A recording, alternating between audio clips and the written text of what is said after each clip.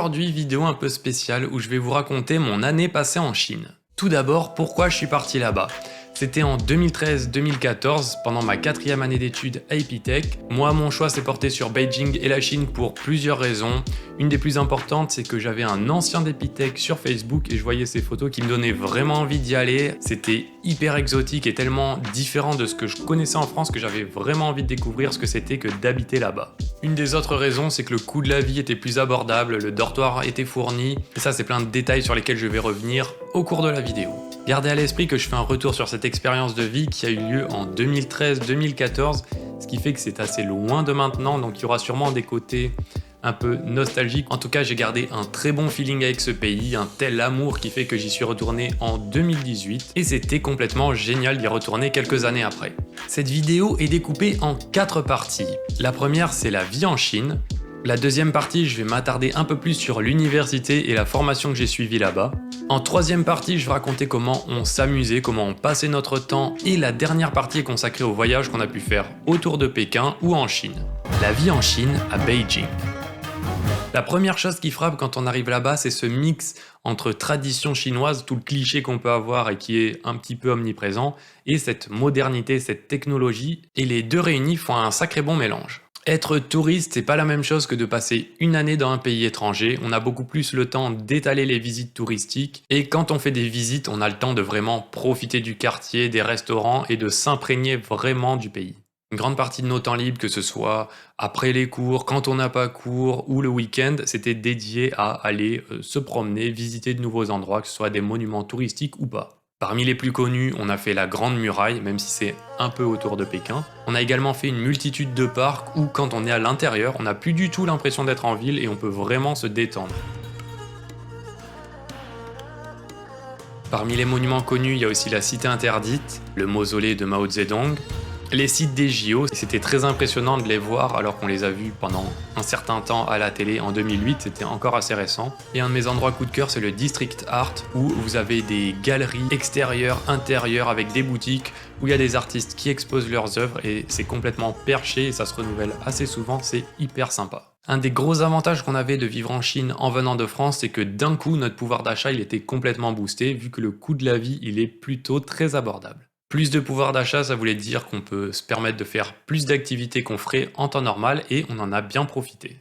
De mémoire, je m'en tirais plutôt pas mal avec 10 € par jour, ça incluait les repas et les sorties. Des fois c'était plus, des fois c'était beaucoup moins. Mais dans l'ensemble, ça permettait de vivre plein de choses avec les moyens d'un étudiant. Au niveau de la nourriture, on pouvait vraiment se faire plaisir. Il en existe de beaucoup de sortes, il y a plein de spécialités qui viennent des différentes régions de la Chine. On avait en cliché dans l'esprit que les nems, etc., c'était de la nourriture chinoise, alors que pas du tout, c'est d'origine vietnamienne. Une de mes préférées, c'est la street food, qui sont des petits stands qu'on trouve dans la rue et qui nous servent à manger pour pas cher avec des choses qu'on n'a pas l'habitude de voir. Un des types de plats que je connaissais pas, c'est la fondue chinoise ou hot pot, qui consiste à avoir un bouillon dans une grande marmite et de choisir ses ingrédients et de les mettre chacun dans le bouillon. Et un plat qui m'a particulièrement marqué, mais qui n'est pas spécialement un emblème de la culture chinoise, c'était des brochettes ultra épicé. On a amené des amis le manger et on avait réussi à prendre plein de photos où tout le monde pleurait tellement c'était épicé et c'était immangeable. Une autre des particularités, c'est le fait que en général, quand on commande au restaurant, il y a plein de petites portions et chacun vient se servir dans les plats. Et moi qui aime bien manger des choses diverses et variées, c'est plutôt agréable ce fonctionnement. Globalement, les plats ils sont souvent à base de riz, ce qui m'a emmené à manger de manière excessive au fast-food pour avoir quelque chose qui me raccroche à ce dont j'avais l'habitude. On parle quand même d'un McDo à peu près un jour sur 2, donc un repas sur 4. J'avais de la chance de faire beaucoup de sport, mais ne faites pas ça, c'est complètement débile. Au niveau des déplacements, il faut savoir que Pékin c'est une super grande ville, qu'elle est très bien desservie soit par les bus, soit la plupart du temps par les métros.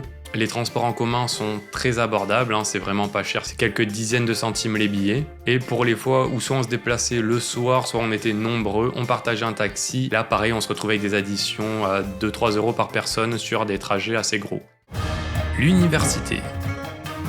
L'université dans laquelle je me trouvais s'appelle Beijing Jiaotong University, BGTU. Le cadre de vie qu'on avait à l'université était très sympa. Les espaces extérieurs sont très bien entretenus, très jolis. C'était une véritable ville. Il y avait des épiceries, on pouvait quasiment tout acheter directement à l'intérieur de l'université. Au niveau des dortoirs, nos dortoirs, ils étaient assez sympas, assez grands.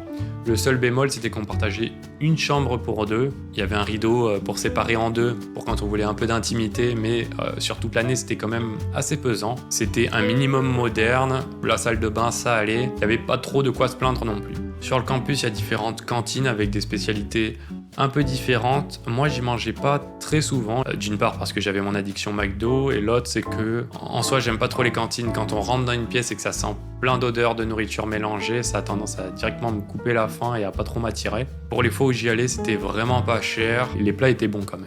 Au niveau des cours, nous on était dans la branche Software Engineering, donc on était mélangés avec d'autres étudiants chinois qui eux suivaient les cours en anglais également. Ça ressemblait un tout petit peu à ce qu'on faisait à Epitech avec une pédagogie orientée projet. Il y avait quelques cours magistraux en plus qui venaient se greffer, mais l'idée était là. Ça suivait un peu notre progression qu'on avait à Epitech où on passait notre temps à coder. Là, ça abordait des aspects plus haut niveau avec de la gestion de projet, de l'architecture projet ou juste des modules plus modernes de développement d'applications mobiles, de jeux ou de systèmes embarqués. En faisant cette vidéo, je suis retombé sur les 2 plus gros projets que j'ai réalisés au cours de cette année. Projets autour d'applications mobiles et ou de jeux. C'était un peu encadré, mais on était assez libre sur ce qu'on devait rendre au final. Le premier projet que j'ai fait, c'était une application d'utilitaire au light painting.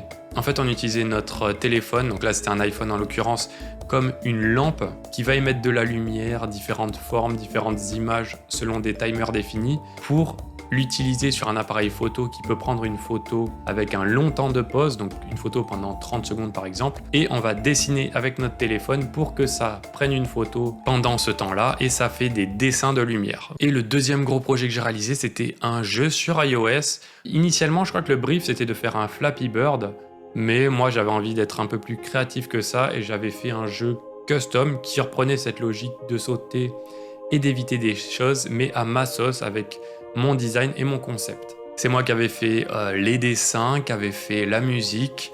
Je l'avais également publié sur les stores avec le Game Center pour avoir des achievements et les meilleurs scores. Et pour ces 2 projets, j'ai eu des notes très hautes. J'ai eu entre 97 à 100 sur 100. Et les autres cours qu'on avait qui étaient sincèrement les plus intéressants, c'était les cours de chinois. De mémoire, on avait 4 heures par semaine de chinois découpés en 2 fois 2 heures. Sincèrement, c'était pas assez parce que j'étais quand même assidu, j'écoutais bien les cours, j'essayais de réviser un peu, j'essayais d'apprendre les caractères de mon côté, mais en 1 an, j'ai pas réussi à être fluent et à être à même de tenir une conversation en chinois. C'est une grosse frustration pour moi. Je pense que si j'avais été dans une université où j'étudiais uniquement le chinois 8 heures par jour, j'aurais été à même d'un peu communiquer, mais avec 4 heures par semaine, plus les autres cours, plus les activités, c'était complètement impossible.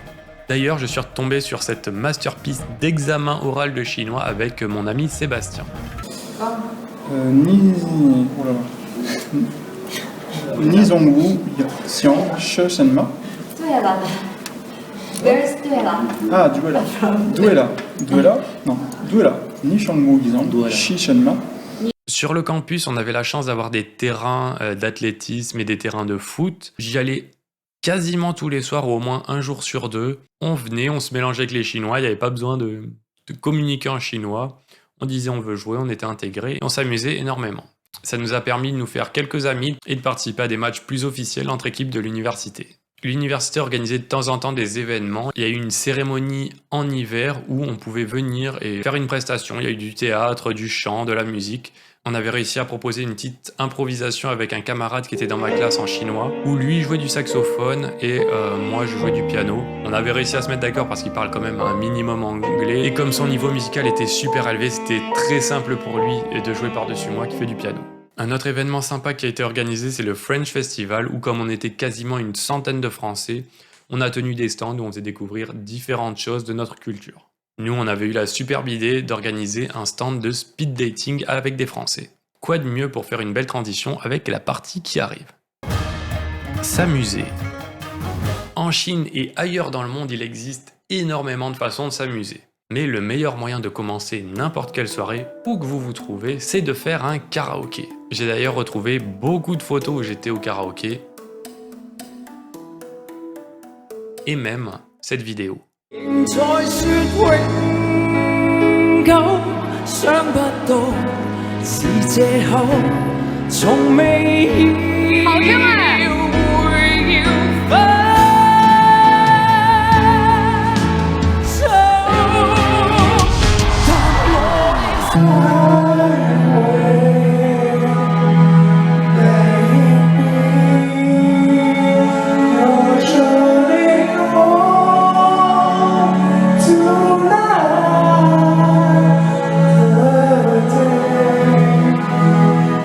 'Au niveau des soirées, on était plutôt très bien lotis parce qu'il y a du choix. Il y en a pour tous les goûts, que ce soit des bars dansants, ambiance boîte de nuit ou des bars un peu plus chill, posés avec de la musique. Nous, on était près du quartier Wudaoku, qui est le lieu où toutes les universités se retrouvent pour faire la fête à petit prix. De mémoire, il y avait 3-4 bars ou clubs qu'on avait l'habitude de fréquenter.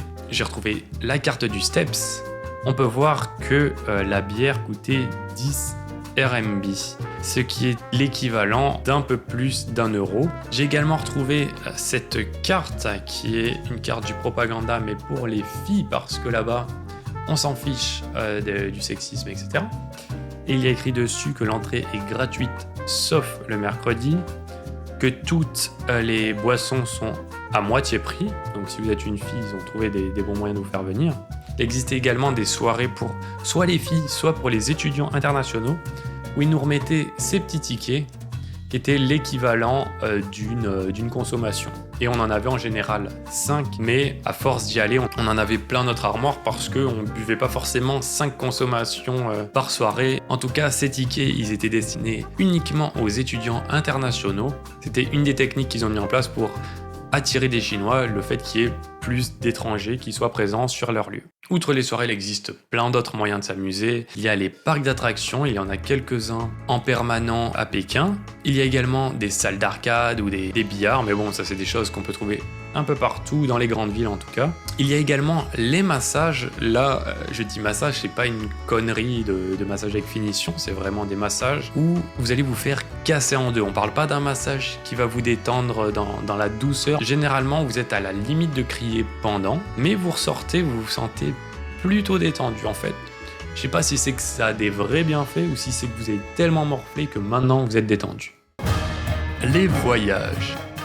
Pendant cette année passée en Chine, du fait d'avoir fait pas mal de sorties, d'avoir rencontré pas mal de monde qui étaient soit des Chinois, soit des expatriés, on s'était constitué un groupe d'amis avec lesquels on est parti quelques fois en week-end autour de Pékin. C'était facilité parce qu'on avait des amis qui, eux, étudiaient que le chinois et qui étaient à même de parler le chinois pour organiser des choses, faire des réservations, etc. Malheureusement, je me souviens pas des noms de là où on est parti, mais c'était très sympa. C'était des week-ends, on bookait 1 ou 2 nuits, on prenait des bus, ça nous faisait visiter la campagne autour de Pékin et on a vraiment l'impression d'être ailleurs. Ça change du centre-ville de la grande mégalopole qui est Pékin. Un voyage très sympa que j'ai fait avec mon ami Rémi, c'est le duo Guilin et Yangshuo qui sont dans le sud de la Chine. Là-bas, il y a des choses magnifiques à voir. Je vous conseille fortement de le faire si jamais vous y allez. Il y a certains paysages qui peuvent vous faire penser à Avatar, même si je crois qu'il y a des endroits en Chine qui font encore plus penser à Avatar que ça. Mais c'est quand même du haut standing pour du voyage si vous aimez la nature. Et le troisième grand voyage que j'ai fait, c'est que je suis allé à Shanghai. J'y suis allé 4-5 jours, j'étais solo pour le coup, c'était la première fois que je faisais ça. J'ai bien aimé, je trouve ça reposant de voyager tout seul, d'être pressé par rien ni personne. J'ai tendance à prendre beaucoup de photos, beaucoup de vidéos. Et là, je pouvais y aller à mon rythme, je cassais les pieds de personne. Du coup, si vous avez des questions sur Shanghai, je suis pas très calé, j'ai pu le visiter en quelques jours. Ce que j'ai vu, c'est quand même assez différent de Pékin dans le sens où c'est plus ville que Pékin. Mais voilà, je l'ai survolé, j'ai pas du tout vu comme j'ai pu voir beaucoup de choses à Pékin. Et encore, j'ai pas tout vu non plus. Mais globalement, ma ville de cœur, c'est Pékin parce que j'y étais. Je suis sûr que si j'avais choisi Shanghai en université, ça serait l'équivalent. Conclusion. Merci d'avoir regardé cette vidéo, j'espère que ça vous a plu. C'est un format un peu particulier, un rétro flashback avec beaucoup de photos et de vidéos.